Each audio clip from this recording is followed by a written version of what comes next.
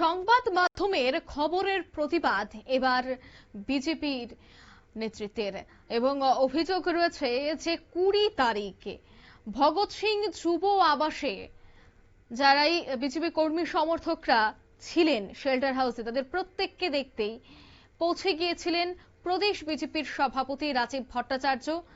বিধানসভার মুখ্য সচেতক কল্যাণী সাহা রায় উপস্থিত ছিলেন সে জায়গায়, বিজেপির সাধারণ সম্পাদক বিপিন দেববর্মা, এছাড়া বিজেপির সহ সভাপতি তাপস দাস সহ অন্যান্য নেতৃত্বরা।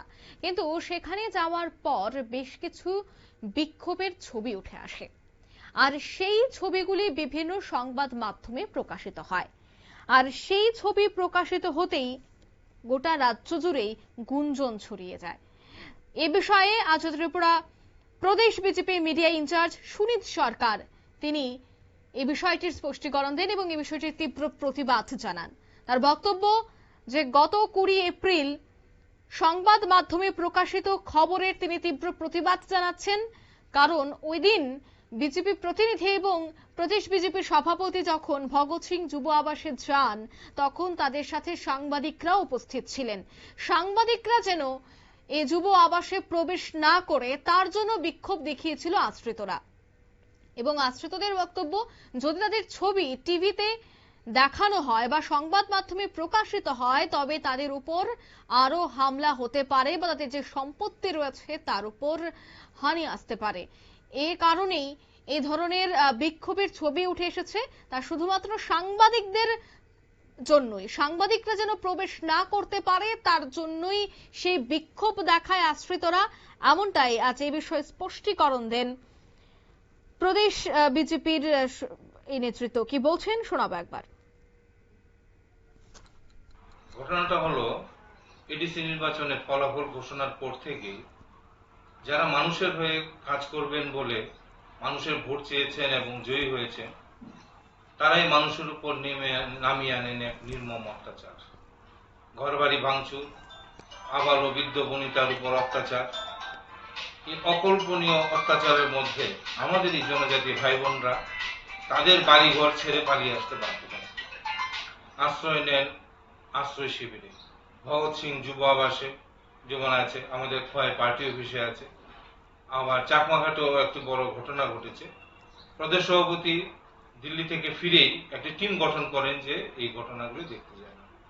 সেই টিমে ছিলেন সহসভাপতি Tapas Bhattacharya, Kalyani Roy chief whip, Bipin Debbarma general secretary, এবং আমিও ছিলাম সেই দলে।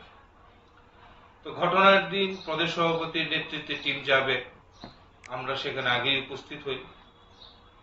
তো সংবাদ মাধ্যমে আপনারাও সেখানে উপস্থিত হন।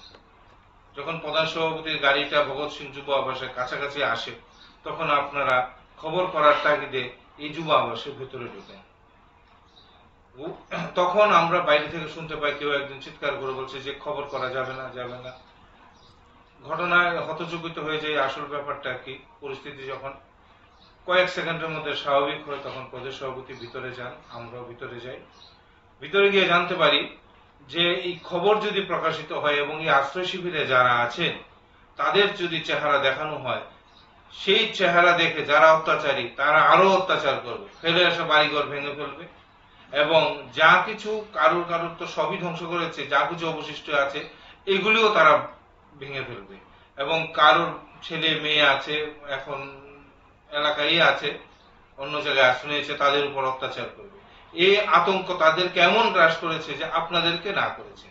প্রদেশ সভাপতি তখন গাড়ি থেকে নামেননি, আপনারা ভিতরে গেছেন এবং আপনারা ভালো বুঝতে পারেন। আপনারা শুনলেন প্রদেশ বিজেপি মিডিয়া ইনচার্জ সুনীত সরকারের বক্তব্য। তিনি কিন্তু স্পষ্ট বললেন যে সে জায়গায় সাংবাদিকরা খবর করতে গেলে সাংবাদিকদের উপর ক্ষোভ দেখানো হয়, তবে যারা বিজেপি নেতৃত্বরা ছিলেন তাদের উপর কোনো ধরনের ক্ষোভ দেখানো হয় না। এই বিষয়টা নিয়ে স্পষ্টীকরণ দিলেন ত্রিপুরা প্রদেশ বিজেপির মিডিয়া ইনচার্জ সুনীত সরকার। নিয়ে নিচ্ছি ছোট্ট একটি বিজ্ঞাপন, বিরতির সঙ্গে থাকুন।